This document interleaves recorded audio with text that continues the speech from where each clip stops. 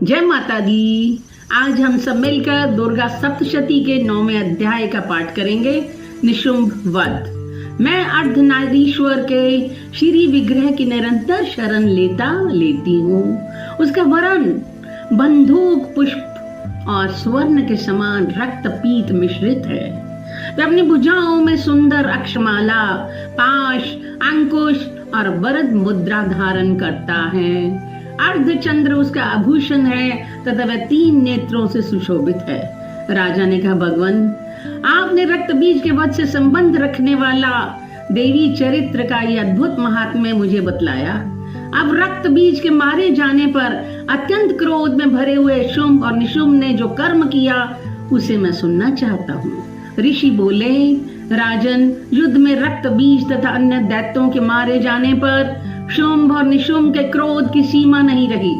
वे अपनी विशाल सेना इस प्रकार मारी जाती देख निशुंभ अमर्ष में भरकर देवी की ओर दौड़ा। उसके साथ असुरों की प्रधान सेना थी। उसके आगे पीछे और पार्श्व भाग में बड़े बड़े असुर थे जो क्रोध से ओंठ चबाते हुए देवी को मार डालने के लिए चले।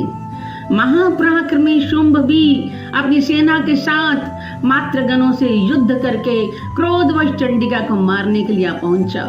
तब देवी के साथ शुंभ और निशुंभ का घोर संग्राम छिड़ गया। वह दोनों दैत्य मेघों की भांति बाणों की भयंकर वृष्टि कर रहे थे। उन दोनों के चलाए हुए बाणों को चंडिका ने अपने बाणों के समूह से तुरंत काट डाला और शस्त्र समूहों की वर्षा करके उन दोनों दैत्यपतियों के अंगों में चोट पहुंचाई। निशुंभ ने तीखी तलवार और चमकती हुई ढाल लेकर देवी के श्रेष्ठ वाहन सिंह के मस्तक पर प्रहार किया। अपने वाहन को चोट पहुंचने पर देवी ने अक्षुरपर नामक बाण से निशुंभ की श्रेष्ठ तलवार तुरंत ही काट डाली और उसकी ढाल को भी, जिसमें 8 चांद जड़े थे, खंड खंड कर दिया। ढाल और तलवार के कट जाने पर उस असुर ने शक्ति चलाई, किंतु सामने आने पर देवी ने चक्र से उसके भी टुकड़े कर दिए। अब तो निशुंभ क्रोध से जल उठा और उस दानव ने देवी को मारने के लिए शूल उठाया, किंतु देवी ने समीप आने पर उसे भी मुक्के मारकर चूरन कर दिया। तब उसने गदा घुमाकर चंडी के ऊपर चलाई, परंतु वह भी देवी के त्रिशूल से कटकर भस्म हो गई। तदनंतर दैत्यराज निशुंभ को फरसा हाथ में लेकर आते देख देवी ने बाण समूहों से घायल कर धरती पर सुला दिया। उस भयंकर पराक्रमी भाई निशुंभ के धराशायी हो जाने पर शुंभ को बड़ा क्रोध हुआ और अंबिका का वध करने के लिए वे आगे बढ़ा।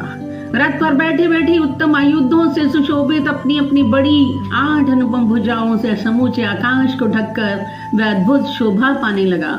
उसे आते देख देवी ने शंख बजाया और धनुष की प्रत्यंचा का भी अत्यंत दुस्सह शब्द किया। साथ ही अपने घंटे के शब्द से, जो समस्त दैत्य सैनिकों का तेज नष्ट करने वाला था, संपूर्ण दिशाओं को व्याप्त कर दिया। तदनंतर सिंह ने भी अपनी दहाड़ से, जिसे सुनकर बड़े बड़े गजराजों का महान मद दूर हो जाता था, आकाश, पृथ्वी और 10 दिशाओं को गुंजा दिया। फिर काली ने आकाश में उछलकर अपने दोनों हाथों से पृथ्वी पर आघात किया। उससे ऐसा भयंकर शब्द हुआ जिसे पहले के सभी शब्द शांत हो गए। तत्पश्चात शिवदूती ने दैत्यों के लिए अमंगलजनक अट्टहास किया। इन शब्दों को सुनकर समस्त असुर थर्रा उठे, किंतु शुंभ को बड़ा क्रोध हुआ। उस समय देवी ने जब शुंभ को लक्ष्य करके कहा, ओ दुरात्मान, खड़ा रह, खड़ा रह। तभी आकाश में खड़े हुए देवता बोल उठे, जय हो, जय हो। शुंभ ने वहां आकर ज्वालाओं से युक्त अत्यंत भयानक शक्ति चलाई। अग्निमय पर्वत के समान आती हुई उस शक्ति को देवी ने बड़े भारी लू के से दूर हटा दिया। उस समय शुंभ के सिंहनाद से तीनों लोग गूंज उठे। राजन, उसकी प्रतिध्वनि से वज्रपात के समान भयानक शब्द हुआ, जिसने अन्य सभी शब्दों को जीत लिया। शुंभ के चलाए हुए बाणों के देवी ने और देवी के चलाए हुए बाणों के शुंभ ने अपने भयंकर बाणों द्वारा सैकड़ों और हजारों टुकड़े कर दिए। तब क्रोध में भरी हुई चंडिका ने शुंभ को शूल से मारा। उसके आघात से मूर्छित हो वह पृथ्वी पर गिर पड़ा। इतने में ही निशुंभ को चेतना हुई और उसने धनुष हाथ में लेकर बाणों द्वारा देवी, काली तथा सिंह को घायल कर दिया। फिर उस दैत्यराज ने 10,000 माहे बनाकर चक्रों के प्रहार से चंडिका को आच्छादित कर दिया। तब दुर्गम पीड़ा का नाश करने वाली भगवती दुर्गा ने कुपित होकर अपने बाणों से उन चक्रों तथा बाणों को काट दिया। यह देख निशुंभ दैत्य सेना के साथ चंडिका का वध करने के लिए हाथ में गदा ले बड़े वेग से दौड़ा। उसके आते ही चंडी ने तीखी धार वाली तलवार से उसकी गदा को शीघ्र ही काट डाला। तब उसने शूल हाथों में लिया। देवताओं को पीड़ा देने वाले निशुंभ को शूल हाथ में लिए आते देख चंडिका ने वेग से चलाए हुए अपने शूल से उसकी छाती छेद डाली। शूल से विदीर्ण हो जाने पर उसकी छाती से एक दूसरा महाबली एवं महापराक्रमी पुरुष खड़ी रह कहता हुआ निकला। उस निकलते हुए पुरुष की बात सुनकर देवी ठठाकर हंस पड़ी और खड़ग से उन्होंने उसका मस्तक काट डाला। फिर तो वह पृथ्वी पर गिर पड़ा। तदनंतर सिंह अपनी दाढ़ों से असुरों की गर्दन कुचलकर खाने लगा। ये बड़ा भयंकर दृश्य था। उधर काली तथा शिवदूती ने भी अन्य दैत्यों का भक्षण आरंभ कर दिया। कुमारी की शक्ति से विदीर्ण होकर कितने ही महादैत्य नष्ट हो गए। ब्रह्मानी के मंत्रपूत जल से निस्तेज होकर कितने ही भाग खड़े हुए। कितने ही दैत्य महेश्वरी के त्रिशूल से छिन्न भिन्न हो धराशायी हो गए। वराही के थुथुन के आघात से कितनों का पृथ्वी पर कचुम्बर निकल गया। वैष्णवी ने भी अपने चक्र से दानवों के टुकड़े टुकड़े कर डाले। इंद्री के हाथ से छूटे हुए वज्र से भी कितने ही प्राणों से हाथ धो बैठे। कुछ असुर नष्ट हो गए, कुछ उस महायुद्ध से भाग गए।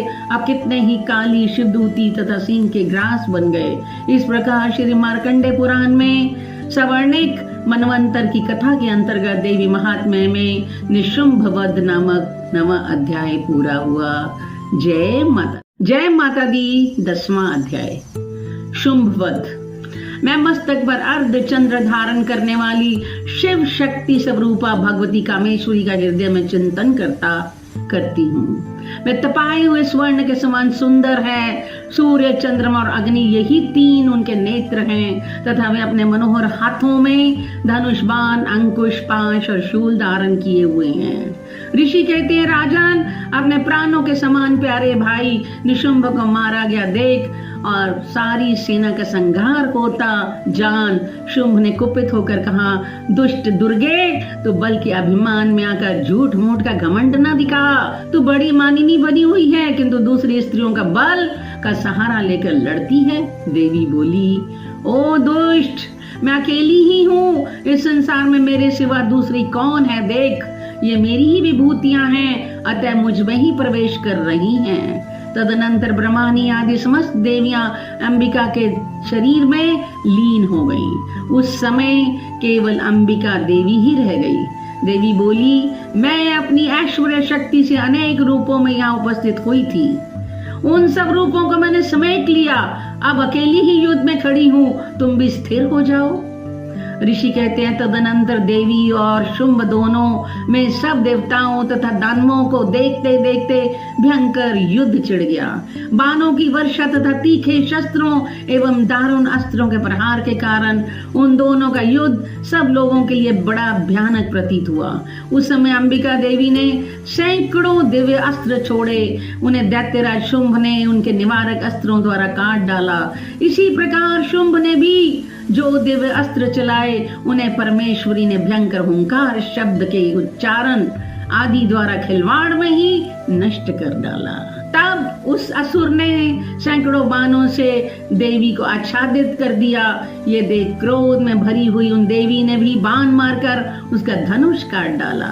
धनुष कट जाने पर फिर दैत्यराज ने शक्ति हाथ में ली, किंतु देवी ने चक्र से उसके हाथ की शक्ति को भी काट गिराया। तत्पश्चात दैत्यों के स्वामी शुंभ ने 100 चांद वाली चमकती हुई डाल और तलवार हाथ में लेकर उस समय देवी पर धावा बोला। उसके आते ही चंडिका ने अपने धनुष से छोड़े हुए तीखे बाणों द्वारा उसकी सूर्य किरणों के समान उज्जवल ढाल और तलवार को तुरंत काट दिया। फिर उस दैत्य के घोड़े और सारथी मारे गए। धनुष तो पहले ही कट चुका था। अब उसने अंबिका को मारने के लिए उद्यत हो भयंकर मुद्गर हाथ में लिया। उसे आते देख देवी ने अपने तीक्ष्ण बाणों से उसका मुद्गर भी काट डाला। इस पर भी वह असुर मुक्का तान कर बड़े वेग से देवी की ओर झपटा। उस दैत्यराज ने देवी की छाती में मुक्का मारा। अब उन देवी ने भी उसकी छाती में एक चांटा जड़ दिया।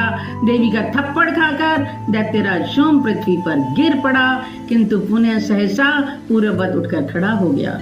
फिर वे उछला और देवी को ऊपर ले जाकर आकाश में खड़ा हो गया।